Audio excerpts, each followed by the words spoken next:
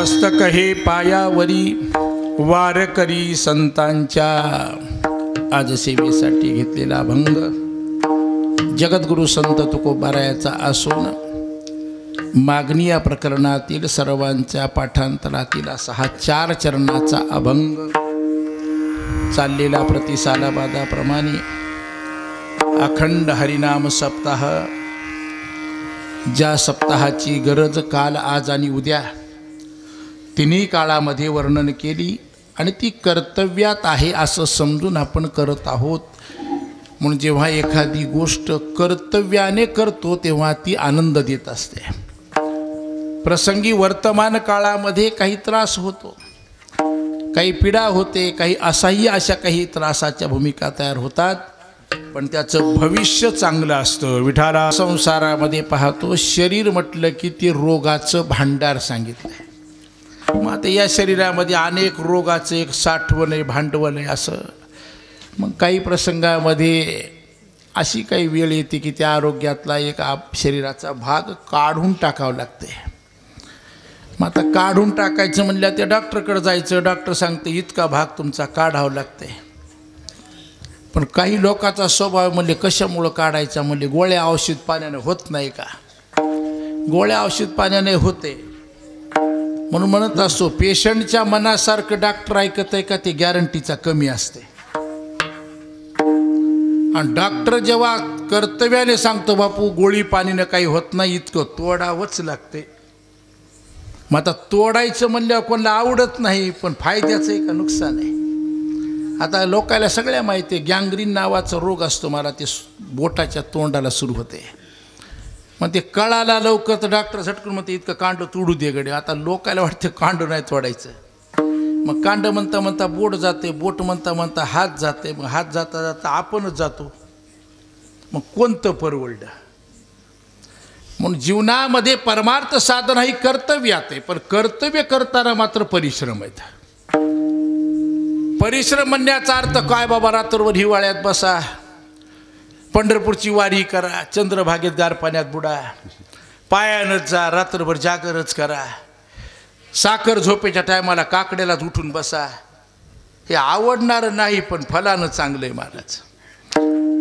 परमार्थ साधना करताना कठीण आहे महाराज, पण भविष्य त्याचं चांगलं आहे. प्रपंच करताना बरं आहे पण उत्तरतामध्ये अवघड आहे महाराज. हो बघा तुम्ही प्रपंचाची अवस्था.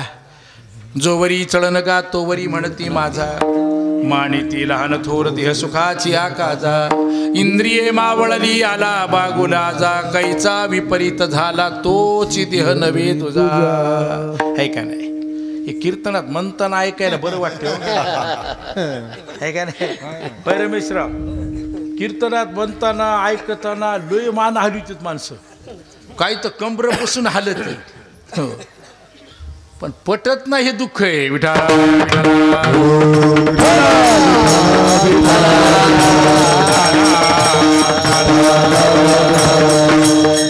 म्हणून महाराज म्हणतात ना गोड परमार्थ लागे कडू, विषय विषयाचा परिपाडू, विषय विषयाचा परिपाडू, गोड परमार्थ लागे कडू. कडू कडू विषय गोडू जीवाशी झाला आहे का नाही महाराज? याचं उलट आहे. तसं परमार्थ कोणाला आवडत नसेल पण फायद्याची हीच गोष्ट आहे. विठाला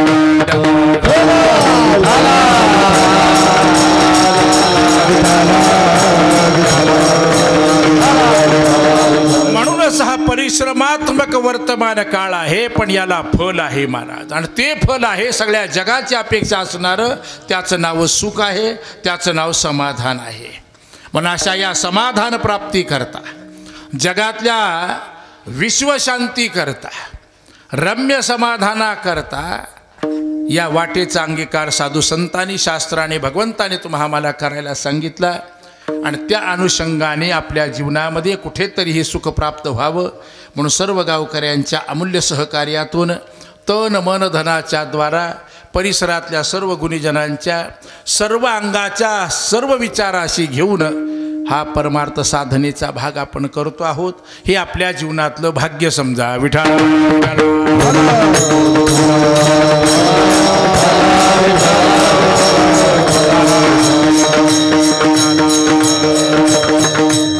हा भाग्यकारक काळ आणि या भाग्यकारक काळामध्ये माझ्याही वाट्याला आलेली थोडीशी की एका दिवसाची सेवा आहे.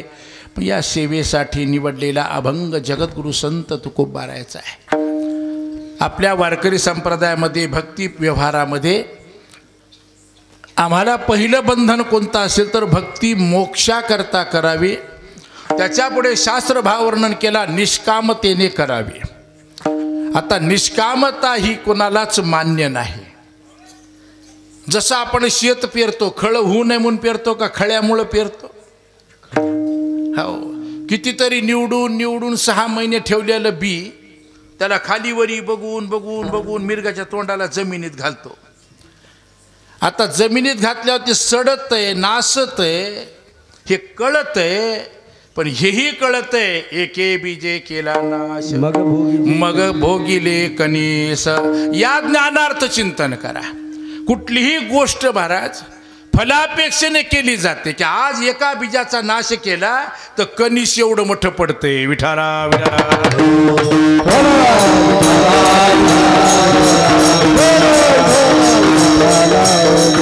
म्हणून फलरहित भक्ती कोणी करू शकत नाही. फला वाचून भक्ती करणं अशक्य आहे. तसं परमार्थ साधनेमध्ये सुद्धा सकल संतांनी देवासाठी भजन करावं, मोक्षासाठी भजन करावं, सकल दुःख निवृत्तीसाठी भजन करावं, अन्य कोणत्याही गोष्टीसाठी भजन करू नये असा जरी आग्रह असला तरी लोक मात्र विषयी जीव मात्र बरंच काही मिळावं म्हणून परमार्थ करतात. म्हणजे याचा अर्थ मागणीसाठी परमार्थ करतात, मिळण्यासाठी परमार्थ करतात. मग त्याच अनुषंगाने साधू संतांनी सुद्धा परमार्थामध्ये मागणी केली. पण मागणीचे 2 प्रकार पडले. विषयी जीवाने विषयासाठी भजन केलं आणि साधू संतांनी भक्तीचा आनंद मिळण्याकरता भजन केलं. विठाला भक्ती क्षेत्रामध्ये देवभक्तीपणाच्या व्यवहारामध्ये संत महात्म्याने काही मागणीपर सुद्धा चिंतन केलंय.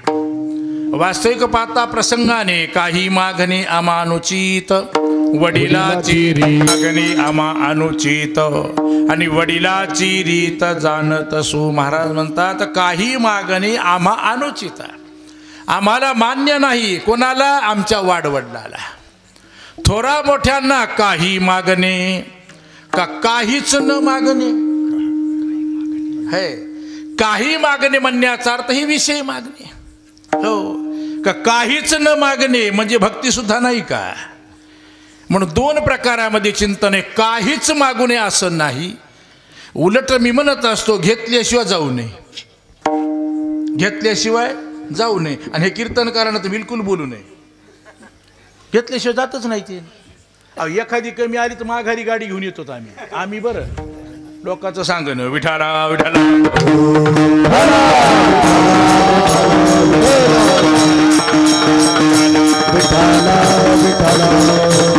म्हणून आम्ही घेतल्याशिवाय जाऊ नये हा परमार्थातला भाग आहे. पण याच्याकरता शास्त्र वर्णन केलं. संत विचार जर पाहिले तर काय घेतल्याशिवाय जाऊ नये. हो, जसं आमचे महाराज पाठात म्हणायचे संताकडे गेले की संत काही घेत नाहीत आणि जीव घेतल्याशिवाय राहत नाहीत. हो, आता बऱ्याच जणाला कळालं नसेल नाही का नाही. संत महात्म्याकडे शरण गेले की संत काही घेत नाहीत म्हणायचे, पण जीव घेतल्याशिवाय राहत नाहीत.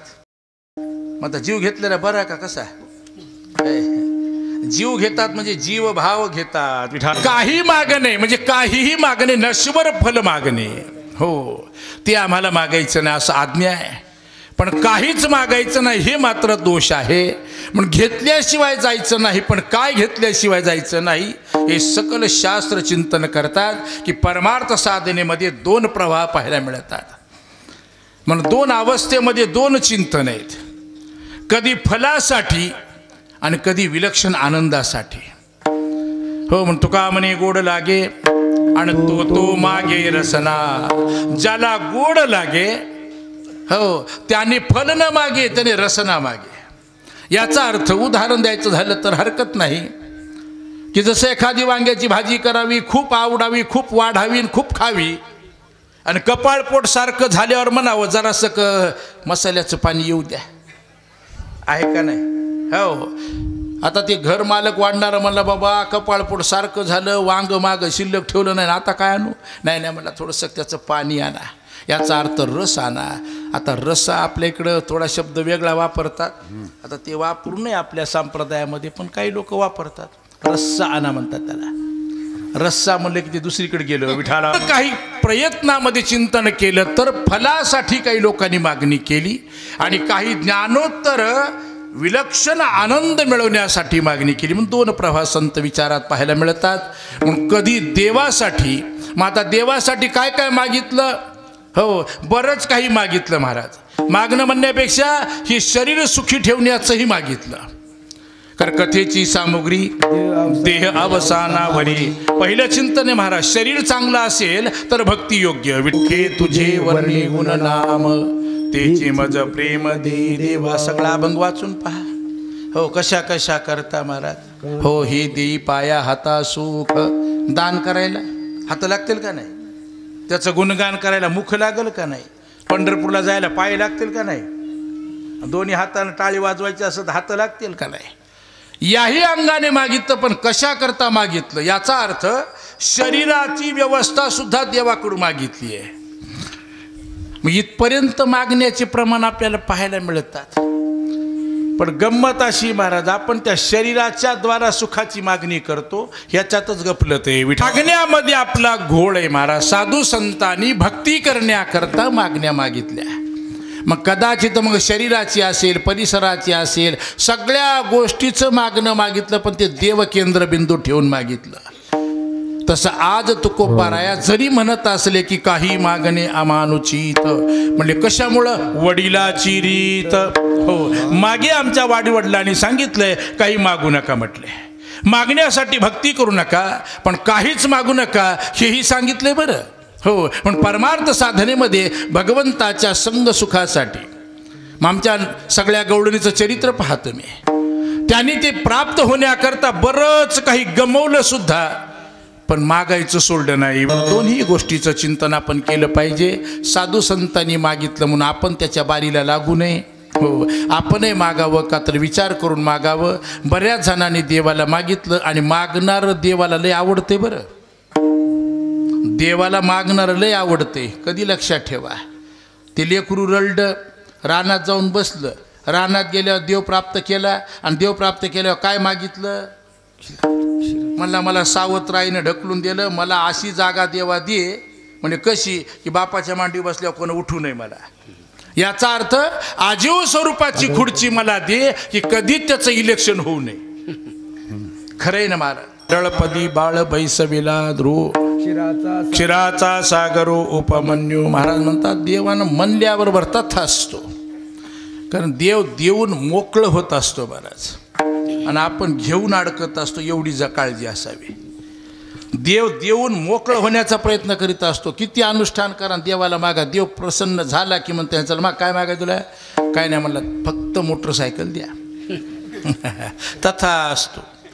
म्हणजे काय नाही, यंदा इलेक्शनमध्ये मला खासदार करा, इलेक्शन. तथा असतो. देऊन मोकळा होतो तो देव, आणि आपल्याला वाटते जमलं का नाही, जमलं नाही बिघडलं. हो, देव तुम्हाला अडकवतो महाराज. मग ह्या मागणीमध्ये सावध असावं माणसाने. आणि देवाचा पहिला स्वभाव आहे, कमी करा जास्त करा, मागितलं की देते महाराज. आणि दिलं की माणसं हात तारूनच रस्त्यानं जमलं का नाही आपलं. तुला आता नाही जमलं ते नंतर कळल तुला. जमलं नाही अडकिलं. धन मागितलं, मग संतती, संपत्ती, सत्ता, सौंदर्य, अनेक प्रकारच्या मागण्या केल्या. पुराणात जाऊन पहा. ते त्याला भगवंताने दिलं. मग दिलं म्हणून बरं झालं का? उगत डोकं खाजवा. बरं नाही झालं महाराज, ते अधिक गुंतले त्याच्यामध्ये. म्हणून देव देऊन मोकळं करणारा असतो, आणि देवाच्या संबंधी असणारा भक्त मात्र घेऊन अडचणी येत असतो. यापैकी तुकोबाराय नाहीत. तुकोबाराय म्हणतात बरेच जण देवाकडे गेलं, आणि बरंच काही मिळालं, आणि मिळवल्याचा आनंद झाला, नवे अहंकार झाला. म्हणून धन देशी तरी अंगरी भरे ताठा, म्हणून करंटा करुणी ठेवी. देवा आम्हाला तू धन देशील, सगळं काही देशील, पण ते काय गपचीप राहते का? मग आमच्या छत्रपती महाराजांनी पाठवलं नाही का नजराना तुकाराम महाराजाकडे? मग तुकाराम महाराजाला 400 वर्षाचं ज्ञान होतं, पुढं काय होणार आहे पोहे टाकलीत है. मग पोहे टाकली 400 वर्षाचं तुकाराम महाराजाला माहीत होतं. मग त्याला माहीत नव्हतं का 62,000 रुपये तोळा होणारे पोहे टाकलीत. मग जगाचं सगळं कळते संताला, मग सोन्याचा भाव वाढणार हे कळत नव्हता का? कळत होता. भाव वाढणार हे कळत होता, पण स्वसणार नाही. विठाल ही मागण्या तुकोबारायाकडे झाल्या. तुकोबारायाच्या घरी नजराना आला तरी सुद्धा महाराजांनी तो परत केला. बहुचर्चित चरित्र आहे महाराज. उलट म्हणून गेले महाराज, तुम्हाला वाटत असेल तुकोबारायाची घाळण झाली. हो, आता दोघाचे दोन कर्तव्य बरोबर आहेत. राजाचं कर्तव्य प्रजा सुखी असावी. प्रजेच्या घरी आनंद सुख समाधान व्यवस्था अन्न मूलभूत गरजा राजाच्या कर्तव्यामध्ये येतात. त्याप्रमाणे छत्रपतींच्या अंतःकरणात वाटलं माझ्या राज्यातला एक साधू दरिद्री जीवन जगायला आहे, म्हणून राजकर्तव्य म्हणून राजाने नजराना पाठवला. तुकोबाराने मात्र त्याचा अंगीकार न करता उलट उपदेश केला. काय उपदेश केला? सोने रुपया मृतिके समान माणिक पाषाण खडी जैसे. राजे, तुमचं काम तुम्ही केलं, आमचं काम तुम्ही ऐका म्हटले. काय ऐकायचंय? आम्ही तुम्ही दुःखी आहात म्हणून नजराना पाठवला. तुमचं दारिद्र्य पाहवत नाही, उपासमार झाली, पत्नी वारली हे आम्हाला कळालंय, म्हणून आम्ही तुमच्याकरता हे पाठवलंय. तेव्हा तुकोबाराने ऐकून घेतलं. म्हणजे राजे आहात तुम्ही, अधिकारी आहात, तुमचं कर्तव्य झालं, आमचं कर्तव्य ऐका. तेव्हा शिवाजी महाराजांना तुकोबारायांनी 13 अभंगामध्ये उपदेश केला. काय उपदेश केला? जर आम्ही सुखी असावा विठ्ठल विठ्ठलमुखी कंठी मिरवा तुळशी व्रत करा एकादशी. उपदेश केला महाराज. हो, आता कोणाला केला? एका दरिद्री साधूने, वारकऱ्याने, नामधारकाने छत्रपती राजांना केला. पण मूळ तत्व काय महाराज? राजाला उपदेश केला. तो कशा करता केला? तुमचं चुकलं म्हणणे नाही, आमचं हे. मग दोघाचं दोन कर्तव्य प्रगट झाले. म्हणून चिंतन असे की 13 अभंग शिवाजी महाराजाकरता तुकोबारायांनी लिहिले. विठाला की तुकोबारायला याची जाण होती. म्हणून देवाला मागणारे खूप, देव देणारा भरपूर महाराज. देव कृपावंत आहे, दयावंत आहे, मोठा भांडवलदार आहे. म्हणून काय मागावं याचं भान असावं. तसं तुकोबाराया आज केलेल्या भक्ती व्यवस्थेमध्ये देवभक्तपणाच्या व्यवहारामध्ये काही मागणं मागतात. आणि ते मागणं 2 अंगामध्ये, एक कर्तव्य किंवा एक गरजेचं आणि एक आवडीचं. तसं तुकोबाराने आज कर्तव्य आणि आवडीच्या संबंधात मागणं केलं. अभंगाच्या न देगा देवा तुझा विसरण व्हावा, यापैकी कोणतंही मागणं तुकोबाराने केलं नाही. जे तुकोबाराने भगवंताला मागितलं ते आजता गायत कोणही तुकोबाराया देवाला मागितलं नसावं. कदाचित देवाला तुकोबारायचं मागणं म्हणजे डोकं खाजायची किटकिट. गंमत अशी की आजपर्यंत असं मागणं कोणच केलं नाही. आणि असंही अवघड प्रकारचं मागणं तुकोबाराया देवाला करतात. म्हणजे त्याच्यात काय अडचण आहे? म्हणजे असं कुठं मागणं असते का? हेच खरं मागणं आहे. विठाळत्वाचा भाग आहे मागण्याचा. म्हणून तुकोबारायाने वर्णन केले हेची दान. कारण देव भक्ती केलं की मागं लागत असतो. आणि मागं का लागत असतो? तर भक्तीच्या पुण्याईचं ऋण देवाच्या डोक्यावर होत असते. आपण जेवढं अंतःकरणपूर्वक भजन केलं की त्याचं ऋणाचं वज देवाला होते. आणि कोणी खांद्यावर वज लई वेळ ठेवीत नसते, आहे का नाही? गाडी उतरवताना मालकानं मला थांब कुलूप उघडायचं, बाबा आधीच उघडून ठेवा बाबा म्हणतात का नाही? तसं देवाच्या डोक्यावर भक्तीचं ऋण होत असते. आणि ते ऋण फेडण्याकरता देव यानं त्या प्रकारे कमी करण्याकरता ते मायाच्या द्वारा व्यवहार करीत असतो. तसं अनेक प्रकारच्या माया असतात. आणि त्या मायेच्या रूपातून महाराज ते देवाचं ओझं कमी करायचा प्रयत्न करतो. पण तुकोबाराया मात्र या मायेच्या अडचणीत जाणारे नव्हते. बारा देवाचं औदार्य, देवाचं चातुर्य ओळखून होते महाराज. आणि तुकाराम महाराज म्हणजे काय एका अवतारात होते का महाराज? हे काय जे जे झाले अवतार आणि तुका त्याचे बरोबर. हो, बाहेरून कळत नसल देवाला, पण तुकोबाराने देवाला आतून पाहिले की यानं कोणाकोणाला फसविलंय. आता महाभारताचा इतिहास आहे महाराज. महाभारतामध्ये दुर्योधनाला कोण कच्च ठेवलं मांडीत? हा, देव तसं करीत असते का? तसं करते ते देव असते का? हे फसविते ते देव का? फसविते ते चोर लबाड त्याला म्हणते बाबा. पण ते लबाड बी आहे आणि चोर बी आहे आणि साधा प्रसिद्ध नाही महाराज, आयसा पुराण प्रसिद्ध. चोर. हो तुम्ही आम्ही हो. आणि पुन्हा आल्या म्हणायचं काय बाबा काय का असं दर्शन झालं, कोणा चोराचं का देवाचं नाही, उगं गमतीनं म्हणायलो बरं. पण मी म्हणायलो का आयसा पुराण प्रसिद्ध, पुराणातला प्रसिद्ध चोर आहे. मग नुसता चोरच आहे का, आयसा लबाड ऋषिकेशी, लबाड सुद्धा त्याला नाव आहे महाराज. हो अनंत नावं आहेतच, पण त्या अनंत नावात उपाध्या साधू संतांनी सिद्ध केल्या की हा लबाड आहे. म्हणले कशाहून लबाड आहे बघा ना, म्हणले दुर्योधनाला वज्रदेही बनवणार हेच आहे का नाही. आणि कुंती मातेकडे जाताना सांगितलं मला डोंबाळा एवढा मोठा झाला आणि माईजवळ कुठं उघडं नाकडं जात असतेत का. म्हणजे मग बसलं ते अडकून. मग आता खरंच आहे की वा काय करा की बाबा काय करा. हार गुंडाळला, माईजवळ गेला, माईनं पाहायला सुरुवात केली. आला का बरोबर, हो आला का बरोबर, हो. माईने डोळे उघडले, महान तपस्वी माता पाहिल्याबरोबर महाराज सगळं शरीर वज्र झालं. अरे अरे अरे अरे म्हणजे तुला कोणी वाटत भेटलं होतं का रे. आता वाटत तर खूप भेटलं, लासिनकर भेटले आता यात वाटत तर कोणी भेटत आहे. म्हणलं तसं काय वाटत नाही. म्हणलं आता ही गेलं बाव सोडून. म्हणलं आई तसं काय संबंध आहे. संबंध आहे बापा म्हणजे तुला नाही कळायचं, माईला कळत. हो जरी जगानं देव ठरवला असेल तरी माईनं त्याची खून ओळखली होती. चिंतन केलं महाराज, तू समजू नको असं, तुला कोणतरी भेटलं होतं. माय म्हणलं इतक्या लवकर कोण भेटेल. म्हणलं सगळे झोपीत होते. मग बराच डोकं खात गेलं. म्हणलं हो गड मला एक पुजारी भेटलं होतं. आता पुजारी म्हणलं कोण नाही, बरंच वाटतंय ना. पहाटे पहाटे पुजाऱ्याचं तोंड पाहिलं, बरं आहे बाबा. पुजारी नव्हतं, हेच होता बापूने. यानं सांगितलं होतं मग ते कोण्या रूपाने गॅरंटी नाही म्हणून सतत हात जोडीत जा. दुर्योधनाला उजळलं. अरे अरे अरे चांडाळा तुझं वाटोळं झालं. म्हणलं काय झालं. काय झालं नाही. म्हणल्या जे पाहिजे ते त्यानं करून घेतलं.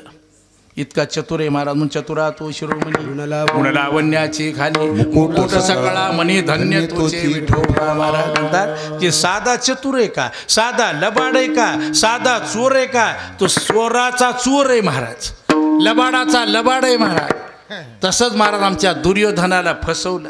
हो आणि मग सांगू लागला काय रथाच्या बुदल्यावर पाय देऊन. बुदलं कळलं आता नवीन लेकराला कळत नाही. स्टेपनी कळती पण बुदलं कळत नाही आहे का ना. डिक्स कळती चाकाची पण टायर वेगळं डिक्स वेगळी. तसं आमच्या चाकाची धाव वेगळी आहे, आरा वेगळ्या आणि बुदलं वेगळं. गाव काका पिपळगावकर खरं आहे ना. बुदल्यावर पाय दिला. कुठं दिला, त्या गाडी रथाच्या चाकाच्या बुदल्यावर पाय दिला आणि उगच खुनविलं. कोणाला कोणाला खुनविलं, ज्याच्या हातात गदा होती ते. हो किती खंड्याची गदा होती ती, महाभारतात वर्णन केले ना महाराज.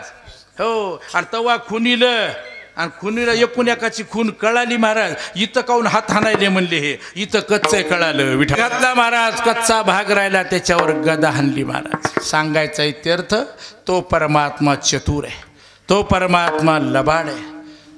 कधी कोणाला धोका देईल गॅरंटी नाही. पण तुकोबारा मात्र त्याच्यापेक्षा सव्वाशीर होते. हे त्याचा स्वभाव जाणून होते आणि प्रत्येक अवतारात सोबत होते. हो म्हणून तुकोबाराकडे एक बळ होतं. कोणतं, देवा ते दुसऱ्या पैशी सांग पण आम्ही तुझ्या संगच आहेत म्हणले. कुठपर्यंत येतं. हो निद्रा करिता होतो मी पायी, सवेची लंका घेतली तिही, गोवळ वत्से गाई सवे चारीत फिरत असो. ऐका नाही, पंढरपूर पर्यंत अवघा निला परिवार, गाई गोपाळांचा भार. या गोपाळात आमचे तुकोबाराय होते बघा. रामायणात अंगद होते का नाही. हिरण्याक्षाच्या काळात प्रल्हाद होते. हे सगळे अवतार तुकोबारायचे होते. नामदेवरायाचा अवतार म्हणजे तुकोबारायचा अवतार. कुठपर्यंत तुकोबारायत. मग आता इतकं संग राहिल्यावर कळत नाही होय बिड्यावरते म्हणून. इथले सोडून सांगायलो विठाला कृपावंत आहेस देवा, पण आम्हाला तुझ्या बाकीच्या कृपेचं सांगू नको. पहिलं आम्हाला काही जर द्यायचं असेल तर तुझी आठवण राहावी, तुझा विसर पडू नये. आणि तेच काय न बोले म्हटले, मी आहेच की तुमच्या सोबत. अहो सोबत राहशील तेव्हा राहशील आणि कधी झुंगारा मारून जाशील कळणार नाही. गंमत आहे महाराज. जसं नामदेवराचा अभंग आहे महाराज. हो मुले सांगतात ती माती खातो ग श्रीपती, लाकूड घेऊन हातात माती खातो का पुसत. या अभंग संबंधामध्ये चिंतन आहे. नामदेवरायाच्या समवेत भगवंतानी सगळ्या गोपाळांना खेळायला नेलं आणि खेळामध्ये सगळे रमले की परमात्मा निघून गेला. आता आपल्या मागच्या कामाकरता लांब गेला. बऱ्याच वेळानंतर आठवण झाली, जसं आपल्याला अर्ध तिकीट झाल्यावर पंढरपूर. चांगला गुडगा सुजल्यावर पालखी सोहळा, झावळ दिसू लागल्या ज्ञानेश्वरी पारायण. घरी कोणीच येऊ देईन तेव्हा मात्र पंढरपूर आठवते लोकांना. परिणामतः महाराज आपलं सगळं जिरल्यावर आपल्याला पंढरपूर आवडतंय. ही आपली अवघड गोष्ट आहे. तसं कोण्या काळात कोणती गोष्ट करावी, जवळ हे सकळ सिद्ध आहे. हात चालावया पाय तव तू आपले स्वहित पाहे, तीर्थयात्रे जाय. पण आपलं हे म्हणायचं ना ऐकायचंच राहिले माणसं. पण वाट बघायलेत. आमचे महाराज म्हणायचे, लोक कशाची वाट बघायलेत? म्हणजे गाडीची, म्हणजे कशाची? शेताची, पोराची, नोकरीची. महाराज म्हणले अजिबात नाही, म्हणले म्हातारं होण्याची वाट बघायलेत. त्याच्या खेळामध्ये सगळे गोपाळ रमले आणि रमल्यानंतर बऱ्याच वेळेला नामदेवरायाला आठवण झाली. आणि आठवण झाल्या नामदेवराय भोवताल बघू लागले. बघितल्यानंतर ज्याने आणलं खेळायला तेच गायब होतं. आता गायब काय होतं तो विचार भाग आहे. हे कार्याचं कीर्तन नाही. प्रसंग आले तर परमात्मा लांब गेला. सगळेजण पळत गेले. देवा म्हणले तू इकडं कसं काय? नाही म्हणले आपलं मागचं काम राहिलं होतं. आणि ते मागचं काम करण्याकरता म्हणजे माती खाण्याकरता देव बाजूला गेला. सांगायचं तर ते खेळामध्ये एवढे आपण मग्न झालो, देव बाजूला कधी गेला सांगताच येत नाही. हो, म्हणून कधी कधी माणसं म्हणते तर महाराज आम्हाला देवानं जरासं बघितलं असतं तर आपण इळानमाळ वारी केली असती. मग एखाद्या श्रीमंताला विचारलं का नाही पंढरपूरला या, काय सांगा मला सोयाबीन कुठं ठेवा गेलं असालचं, यंदाचं वेगळंच आहे. त्याच्यामुळं पंढरपूरला येता येत नाही. गंमत अवघड आहे महाराज. तसा आमचा भगवंत आपल्या संसारातून गेला का मग लोक एकच म्हणजे आवरा बरं, कपडा लाकडं बघा बरं. आणि देव कधी निघून जाईल सांगता येत नाही. हे मात्र सगळ्याचा अनुभव आहे. मग कंबर बांधणारा सगळं सांगायलो आपल्याला कधी त्याचा विसर पडेल गॅरंटी नाही. कारण बुद्धीचा तो स्वभाव आहे. माया विघ्ने भ्रमला खरी, म्हणता मी माझेनी घरे, हे तो संपत्तीचे वारे, साचो कारे जाईल. हो, तुम्ही तुमचं दुकान म्हणजे लय बारीक आहे बरं. मोठ्या मोठ्याच्या दुकानदाऱ्या बिघडल्या. हो, अहो दारात गेलेली माणसं वापस आली. कोणाच्या? देवाच्या दारात. आता थोड्या वेळानं देवाची भेट होणार आहे. ते सुद्धा महाराज एकदा बूट घातला असता. कोण? रोहिदास महाराज. आणि दारावून दररोज एक बाई सांगायची म्हणे महाराज सावध बरं, महाराज सावध. आता ती बाई कोण होती? कीर्तनात सांगायची नाही, आपल्याला सगळ्याला पाठ आहे. हो, ती बाई दररोज महाराजाला म्हणायची महाराज सावध राहा बरं, या मी कीर्तन करतो मला का कळलं ना का.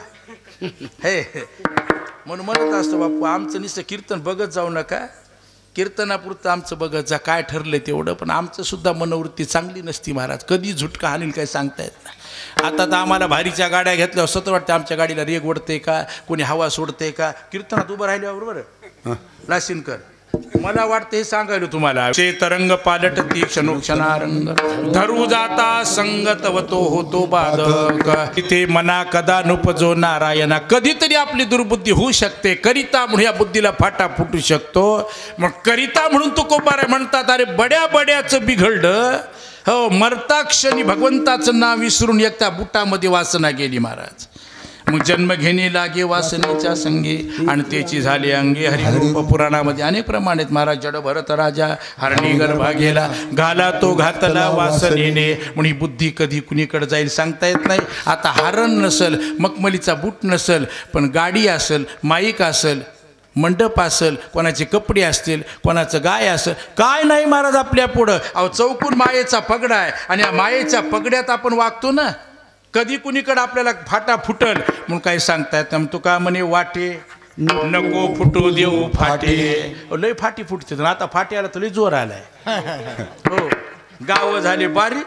सुरेश भाऊ गाव झाले बारीक पण फाटा मोठा. बघा तुम्ही अजून गावात मिळत नाही. जाय बरं फाट्यावर सुया घेऊन ये शिवायच्या. हो, आता आमच्या गावात कधी म्हणले का नाही म्हाताऱ्या बा हे जाय बरं पिंट्या म्हणजे सुया घेऊन ये म्हणजे कुठं जाय फाट्यावर. आता गावातून फाट्यावर असते का? म्हणजे फाटे इतके मोठे झालेत म्हणजे धोके तेवढे वाढले होते. आणि सावधपणामधून भगवंताच्या औदार्याचा, भांडवलदारपणाचा आणि चतुरपणाचा अभ्यास तुकोबारायला होता. म्हणून तुकोबाराय म्हणतात, देवा तू दुसऱ्यासारखं मला समजू नको आणि मला जे पाहिजे का तर तुझा विसर न व्हावा. सगळ्यात महत्त्वाचं तुकोबारायने देवाला मागितलंय. आता तुकोबारायला देव काय नाही म्हणणार नाहीत, मला सगळं तथास्तु म्हणले. देवा तुकोबाराय तुम्हाला दिलं म्हणले, काही हरकत नाही म्हणले, पण तुम्ही करसाल काय? न आवडी आणि हीच माझी सर्व जोडी. जोडी शब्दाचा अर्थ इच्छा. याच्या वाचून माझी दुसरी इच्छा कोणती नाही, तुझा विसर होऊ नये. आणि जर तुझी आठवण ठेवली तर मला गुण गायीन आवडी. तुझं काय करायचंय? देवाला आवडतेच काय महाराज? हो, हे बाकीचं गबाळ जमा करणं म्हणजे पत्रम पुष्पम फलन तोयम, हे निमित्त मात्र आहे महाराज. हो, पान निवडलं आणि देवाला वाहिलं म्हणजे देवाला आवडलं असा अर्थ हे काय रे. निवडून वाहिणं म्हणजे आपला भाव कमी असण्याचं लक्षण होतं आहे. आता बरेच पुराणात कथा सांगतात लोक, पण ते कथेचा विषय नाही. प्रसंग असा आहे महाराज, निवडून वाढलं का कसं वाहिलं याच्यापेक्षा देवानं वर्णन केलंय. ते सुकलेलं असलं तरी चालतंय. हो, त्या पानाच्या मागं सुकलेलं असेल, किडका असेल. आता आमच्या माता मावल्या सध्या महादेवाचा कार्यक्रम मोठा झालाय. गावोगावी, गल्ली बोळात, रानात सगळे पडके मंदिर बाहेर दुरुस्त केले.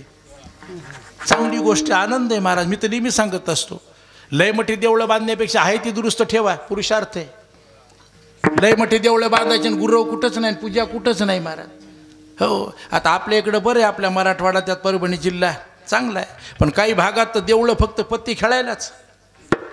हो, गणित महाराज देवळाची अवस्था सुद्धा बिघडली. आता कोणाच्या मुखातून कोणातरी आदेश काढला, महादेवाकडे लोक वळले. आता आमच्याकडे काही भेद नाही, आमच्या साधू संतांनी हरिहरा भेद नाही नका करू. हो, इथपर्यंत आम्हाला आदेश दिला. हो, पण अशा अंगानं का होत नाही, कोणाच्या का अंगानं होईना मंदिरं सुधारले. मंदिर व्यवस्थित ठेवत जा. माझं सतत सांगणे, आपल्या घरापेक्षा मंदिर आपलं उजवं असावं, आपल्या गावापेक्षा आपलं मंदिर वैभवशाली असावं. मंदिर सुसज्ज असेल, सकाळचा घंटा नाद जर 4ला होत असेल तर गाव सात्विक होत असते महाराज, हे लक्षात ठेवा. 4ला घंटा वाजला पाहिजे पारावर, त्या गावाला सात्विकता प्रदान होते. गंमत बघा, ते घंटा नाद म्हणजे का ते नवसाचा घंटा आहे का निसता? ती जर घंटा वाजली तर मनामध्ये देवाची आठवण होते का नाही बघा. आणि जिथं देवाची आठवण आहे का तिथं दोष राहत नाहीत. आता कीर्तनात मी तर नेहमी आग्रहानं सांगत असतो, किती माणूस येडगोळाना, पण कीर्तनात बिडी पेडत नाही. वडते का कीर्तनात बिडी? काऊन वडत नाही? एवढी ताकद महाराज त्याच्या देवाची आहे. म्हणून सतत देवालय स्वच्छ ठेवा, सुंदर ठेवा, दिवा बत्ती सगळ्या व्यवस्था आपण ठेवल्या पाहिजे. का ते जर ठेवलं तर गावाला सात्विकता नांदत असते. देवत्व जिथं असतं का तिथं समाधान असते महाराज. म्हणून गरीब का श्रीमंत याच्यापेक्षा देवालय चांगले बनवा. माझा याच्या पुढे एक आग्रह असते, महाराज कोणता आणायचा ते आणा, कोणता कीर्तनकार आणा, मला त्याच्याशी काही दुमत नाही. प्रसंग एक आहे, ज्यावेळी आपण प्रतिवर्षाप्रमाणे अखंड हरिनाम सप्ताहाचं आयोजन करतो, त्या आयोजनामध्ये 50 रुपये वाढून घ्या आणि सरळ तेवढे पैसे वरचे मंदिराला लावी जा. त्या निमित्तानं मंदिराचा रंगरंगोटी, त्या मानाने तिथली व्यवस्था, फुटलेले टाळं, फुटलेला मृदंग, मोडक्या घोड्या, तिथल्या सतरंज्या, तिथली दिवाबत्ती, तिथला नंदादीप, तिथली विना ही दुरुस्त करा.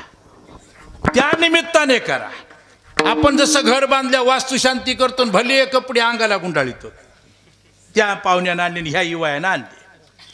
तसं आमचा सप्ताह सुरू व्हायच्या आधी गणित लावा आणि गावापुढे मिटिंगमध्ये मांडतचा, हे 50 रुपये फक्त मंदिराला लावायचे. मग कळस हिरवा झाला असं त्याला पुसून काढा, लाईट खराब झाली ती होल्डर बदला, वायरिंग बदला, पंखे चालू करा, हे त्याच्यातून करीत जा. गाव निर्मळापेक्षा आमचं मंदिर निर्मळ ठेवा, आपोआप वासना चांगली होते. विठाला सुकलंय का, फुल सुकलंय का, त्याच्याशी देव पाहत नाही. म्हणून तर देवाला नैवेद्य दाखवणार ना. हो, असमर्थाची भाजी पोळी आणि समर्थाची तूप पोळी देवा गोड करून घ्या म्हणतो का नाही आपण. असमर्थाची हो भाजी भाकरी देव खातो महाराज. पाहा तुम्ही, अनेक प्रकारची चिंतन आहेत. तसं भाव शुद्ध असला का मग बेलकीड काय जमते विठा काय आवडते आवडे देवाशी तो ऐका प्रकार नामाचा उच्चार रात्रंदिवस देवाला आवडणार तुकोबारा बोलून गेले गुणगायी नावडी आणि हीच माझी सर्व जोडी इथपर्यंत तुकोबारा देवाला सावध करून बोलले देवा तुझ्या मनासारखं तुला काय आवडतं आणि त्याला काही नाही बघा एवढाच मोठेपणा आपलं नाव घेतलं की बरं ते बाकीचा कशाचा भुकेला नाही फक्त त्याचं नाव घेतलं की भलता फुगत आहे इतका फुगत आहे की न सांगता करी सर्व इथपर्यंत मुनावडीने भावे हरिनाम घेशी आणि तुझी चिंता त्याशी सर्व आहे नको खेद करू कोणत्या गोष्टीचा पती तो लक्ष्मी तसे त्याचं आवडीनं भजन करा तसं तुकोबारा प्रतिज्ञा करता देवा तुझं आवडीनं गुणगान करील म्हणजे काही हरकत नाही पण तुकोबारा म्हणतात देवाचा भरोसा नाही म्हणजे का भरोसा नाही कोण्या वेळेला कोणता प्रतिबंध घालील म्हणून तुकोबारा बोलून गेले अभंगाच्या एक ग्राह्य आणि एक त्याज्यता तुकोबाराने प्रगट केली न लगे मुक्ती आणि माणसं भजनाला लागल्यावर कशासाठी लागले भजनाला तर मुक्तीसाठी मोक्षासाठी हो प्रत्येकजण माळकरी झाला वारकरी झाला पारायण करायला देवाच्या दर्शनाला चालला म्हणजे उत्तर काय त्याचं मोक्ष आणि मुक्ती दोन्ही एक अर्थवाची शब्द आहेत हो मोक्ष शब्दाचा अर्थ सुटणे हो मोक्ष शब्दामध्ये मुच नावाचा धातू आहे त्याचं विघटन केलं मोक्ष म्हणजे सुटणे आता कशातून सुटणे हो काही काही घरात मोक्ष घरीच मिळते महाराज म्हणजे कीर्तन न करता माळ न घालता हो तुमचं आमचं जमन मोक्षच की हो तू तिकडं मी इकडं याला मोक्ष म्हणत नाहीत महाराज ऐकायला बऱ्या ठिकाणी मोक्ष म्हणजे तुमचं आमचं जमत नाही मोक्ष त्याला मोक्ष म्हणतात का तुकाराम महाराज त्या काळात वर्णन केलं ना महाराज तसं मोक्ष म्हणण्याचा अर्थ सुटणे सुटणे कशातून देहतादात्म्यातून सुटणे अशा या मोक्षाची अपेक्षा करून प्रत्येकजण भक्ती करत असतो मग सर्व साधनं त्याच्या करता आले आणि सगळ्या साधनाचा हाच सार आहे मग याजसाठी जपो याजसाठी तपो व्यासेही अमोपग्रंथ केले शास्त्राचे भांडण तपतीर्थाटन उर्वीचे भ्रमण याजसाठी हे सगळं काही याजसाठी म्हणजे मोक्षासाठी मग असा मोक्षासाठी सगळेजण प्रवास करतात तुकाराम महाराज म्हणतात न लगे मुक्ती हो आता मोक्षासाठी सगळेजण तुकाराम महाराजाचं आम्हाला मोक्षी नको आम्हाला मुक्ती नको तुझी म्हणले का हो त्याची कारण मीमांसा वेगळे म्हणून सुरुवातीला वर्णन केलं कधी ज्ञानोत्तर मागणंही मागितले साधू संतांनी तसं तुकोबारा म्हणतात देवा तुझी आम्हाला मुक्ती नको तुझा मोक्ष नको म्हणजे काय मोक्षामध्ये व्यवहार नाही कोणता व्यवहार नाही हो भजनाचा व्यवहार नाही आहे का नाही मग भजनाचा व्यवहार तुकोबाराला पाहिजे होता म्हणून तुकोबाराने त्या प्रसंगात देवाला सांगितलं आम्हाला तुही मुक्ती नको तुझा मोक्ष नको आणि मोक्ष तुझं भांडवल आहे तुझ्याजवळ आहेच काय दुसरं विठाने सगळ्या गोष्टीचा त्याग केला नको वैकुंठीचा वास असे तया सुखानाश अद्भुत हा रस कथा काळी नामाचा हो देवा तुला वाटत असेल वैकुंठ वैकुंठाचं काय सांगायला म्हणले आम्हाला जुनाट खोपडं म्हणले ते आम्हाला वैकुंठ सांगू नको आम्हाला स्वर्ग सांगू नको आम्हाला तुही मुक्ती नको आम्हाला तुहा मोक्ष नको आणि तू देऊन देऊन देऊन काय देणार आहेस मोक्ष हो आणि मोक्ष तरी तुहा कुठे म्हटले तुकाराम महाराज भांडू लागले बरं देवाला देव असाच उठल्या पडल्या घ्या मोक्ष घ्या मोक्ष घ्या मोक्ष अरे मोक्ष देवामध्ये थांबर घंटाभर तू दुसऱ्यासारखं समजायला का म्हणले आम्हाला देव भांडू लागले देवाला तुकोबारा म्हणले महाराज काय झालं असं अरे मोक्ष कोणाचा तू का आमचा बारीक चिंतन केलं भाऊ कळत आहे बरं ते हां मोक्ष आपला आहे मोक्ष देवाचा नाही हो तेव्हा तुकोबाराने देवाला म्हणले पा त्या मोक्षाचं भुसकट सांगूच नको हां आम्हाला फक्त भजन करायचे अद्वैती तो नाही माझे समाधान गोड हे चरण सेवा तुझे मला तुझा देवभक्तपणाचा सोहळा वापरायचा आहे देवभक्तपणाचा आनंद घ्यायचा आहे म्हणून तुझा मोक्ष नको म्हणले मग तुम्हाला एखादं पद देतो म्हणले आता पद दिलं माणसं बघा इळानं माळ मागच याचा झेंडा घेऊ का त्याचा झेंडा घेऊ त्याचा फाडू का याचं बटन दाबू पदासाठी महाराज पण तुकोबारा म्हणतात न लगे मुक्ती आणि संपदा समपद जी जी म्हणून पद ती सुद्धा नको कारण ब्रह्मादिक पदे दुखित जनी जडो देशी देवा कदाचित तुला वाटेल ब्रह्मपद देऊन बघावं तुकोबाराय म्हणे ते ब्रह्मपद पद सांगूच नको म्हणे ब्रह्मादिक पदे दुःखाचे शिराने का म्हणे शिराने दुःखाची आहे पुण्याची पावटी सरे सवेची इंद्रपणाची उटी उतरे येऊ लागती माघारे मृत्यू लोका क्षिणे पुण्यमर्त्य लोकम विशांती महाराज म्हणतात पुण्य संपलं की ते पुन्हा खाली येते पुन्हा अधोगतीला येतात महाराज हो म्हणून त्या पदालाही धोका आहे म्हणून ते धोकाचे आम्हाला नको म्हणून न लगे मुक्ती आणि संपदा मग द्यायचं काय महाराज तुम्हाला संत संग देई सदा संताच्या संगती द्या संताच्या संगतीत आम्हाला राहण्याची इच्छा आहे आणि देता आलं तर हीच संगती द्या आम्हाला बाकीच्या संगतीत राहायचं नाही कारण संपदा सोबळा नावडी मनाला लागला टकळा पंढरीचा विठोबार हेचे दान देगा देवा तुझा विसरण भावा गुणगाई नावडी हीच माझी सर्व जोडी न लगे मुक्ती आणि संपदा संत संग देई सदा गुणगाई नावडी हीच माझी सर्व जोडी वाचून मला दुसरी कोणती इच्छा नाही देवा तुझ्या विसर पडू नये मध्ये कधी कुठं प्रतिबंध येऊ नये आणि घडतं महाराज ते कोणी असू द्या मी म्हणणाराला घडले म्हणून मग अशी प्रमाण होऊन गेले भल्या भल्याचं मी गमतीनं सांगत असतो आता लग्न सराई आहे महाराज आता उद्या लग्नच आहेत बरे तिथीत उद्या लग्नाच्या प्रसंग असा लग्नात बघा ना माणसं सगळं आवरलं का हे घेतलं का ते घेतलं का ते फलाने केलं का गॅस बंद केला का फ्रीजचं बटन बंद केलं का दुधाचं सगळं तेवढं थांबतात का नाही मग त्या मांजराला दूध ठेवलं का कुत्रं बाहेर आणून फिरून आणलं का चांगल्या जागा नेऊन हो इथपर्यंत माणसं अडचणीचे सगळ्या गोष्टी आठवणी ठेवतात महाराज पण एखादं तरी म्हणते का टेम्पोत बसताना आज पूजा केली का रे दररोज देवाच्या घरातली देवघर असतात ना प्रत्येकाच्या घरात कोणाच्या घरात आहेत महाराज देवघर असे छोटे छोटे ते पूजा करा फक्त आमच्या ह्या माता माऊल्यानंच हो किती उशीर होऊ द्या किती माल गरम होऊन येऊ द्या जेवून करत्याल पण पूजा त्याच करत्याला आपण मात्र सायासन मी देवघर आणलं बरं किती रुपयाचं म्हणजे 15,000 पूजा कर की ते का आपलं काम आहे का ते बायाचं काम आहे का हा तुला काय झालं मुसळ्यानं पूजा करायला नको त्याच्या पाया पडतील नको ते उपद्रव करतील पण पूजा नाहीत करायची महाराज हो मग गंमत आहे महाराज सगळी आठवण राहती होती कुत्रं बांधलं का म्हैस सोडली का खुराक मांडला का मागचं दार लावलं का पुढची कडी लावली का कुलूप ओढून बघितलं का नवरदेवाचं लग्न जाते ना उचलून दुसऱ्या गावाला भलती बेजार होते काय काय माणसं एवढी चिकट महाराज आरसा घेऊन कुलूप लावते तर कळालं का हातात आरसा घेते तर कुलूप लावतात म्हणजे काय आपणच कुलूप लावलंय का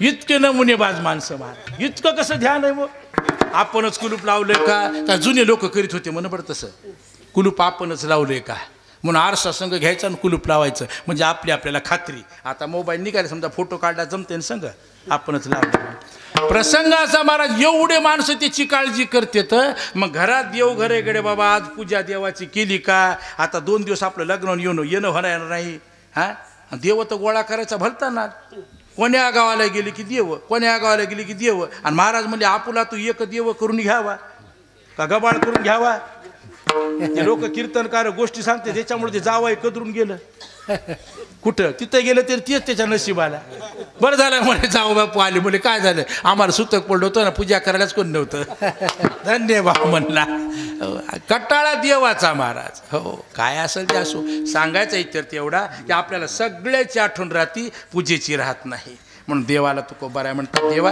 आम्हाला संताची संगत द्या संताच्या संगतीमध्ये देव विसरत नाही विठाला संगतीमध्ये देवाचं भजन पूजन नामचिंतन असतं महाराज म्हणून देव विसरत नाही अशा अवस्थेची तुकोबारायने मागणी मागितली आणि सरती शेवटी तुकोबाराय म्हणतात देवा हे सगळं करण्यासाठी एक द्या म्हणले कोणतं का म्हणे गर्भवासी सुखे घालावे आम्हाशी सरते शेवटी कदाचित भगवंता तुझी भक्ती करण्याकरता कदाचित मला जन्माला यायचं काम पडलं तरी आता जे तुकोबाराय जन्माचा द्वेष करतात किंवा त्याचा निषेध करतात पण इथं मात्र तुकोबाराय म्हणतात तुझं भजन करण्याकरता गुणगान करण्याकरता मला जर जन्माला यायचं काम पडलंच तर बरं हो आता त्यांच्या ताकद आहे महाराज कधी जायचं कधी यायचं हो आपल्या तसं नाही कधी पाठवायचं आणि कधी घेऊन जायचं आपल्याकडं नाही हो कधी पाठविते आणि कधी घेऊन जाते मग एस टीच्या दारात बी हो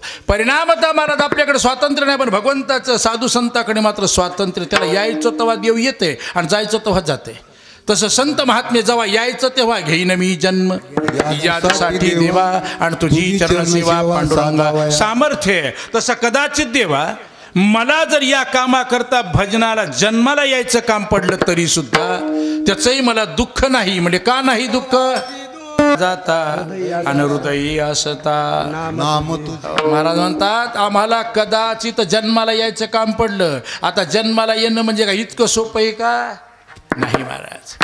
हो जन्माला येणं अत्यंत यातना आहे जी तुकोबारांनी वर्णन केलंय.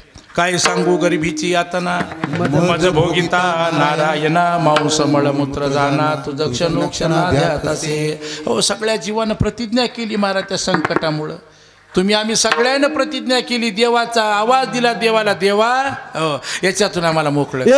म्हणतात जन्माचं मरणाचं काही सांगू नका खूप कठीण हे मला कळतंय ना महाराज. नवमास कष्ट राशी आणि 10व्याने प्रसूत झाली. पुढं काय कर्माड मान आडकडे महाराज अशा अवस्थेमध्ये. मग आता तिथं काय थांबतेत का? थांबा दुपारून बघू परवा दिवशी बघू नाही एवढं ढेलं उचलावल्या बघू म्हणतात का? हा तिथं एकच न्याय महाराज आई जिवंत राहिली पाहिजे. बाकीचं काही सांगायचं नाही म्हणते डॉक्टर सांगते हे असं होत नाही फक्त आमची आई जिवंत राहिली पाहिजे बाळाची. मग तिथं का साधं गणित आहे का महाराज? मग का ते म्हणते का बाबा लई दिवसानं आले राहू द्या बाबा तिथं कार्यक्रम पूर्ण. याचाच अर्थ असा महाराज इतक्या कष्ट ज्या जन्म मरणाचे आहेत गर्भवासाचे आहेत तरी सुद्धा तुकोबाराय म्हणतात नाही तुका म्हणे गर्भवासी आणि सुखे घालावे आमाशी. देवा कदाचित आम्हाला जन्माला यावं लागलं गर्भवासाला जावं लागलं खुशाल गर्भवासाला घाल. म्हणजे काहून? त्याचं कारण एक आहे म्हणले ज्याला कर नाही त्याला डर काय? आम्हाला जन्माला यायचंच भजन करण्याकरता भीती कशाची? हो आता ज्याला भजनच करायचं नाही त्याला भेव आहे महाराज यमाचं. आम्हाला भेवच नाही यमाचं महाराज. आम्ही जन्म येतो ते भगवंताच्या नामचिंतनासाठी. म्हणून तुकोबाराची प्रतिज्ञा देवासोबत आहे. तुका म्हणे गर्भवासी आणि सुखे घालावे आमाशी. सुखे म्हणण्याचा अर्थ व्यवस्थित असा अर्थ नाही उपहासात्मक देवाला बोलून गेले. सुखे घालावे आमाशी भांडणं करताना म्हणतात ना काय खुशाल तुला काय करायचं करून टाक म्हणतात का नाही लोक भांडताना. हो काय गंमत आहे की महाराज एखादा माणूस तू असं करतो तसं करतो म्हणते आणि हे घरी जागच राहते ती घर घर झोपते म्हणणार तितक्या पुरतंच महाराज त्याचं.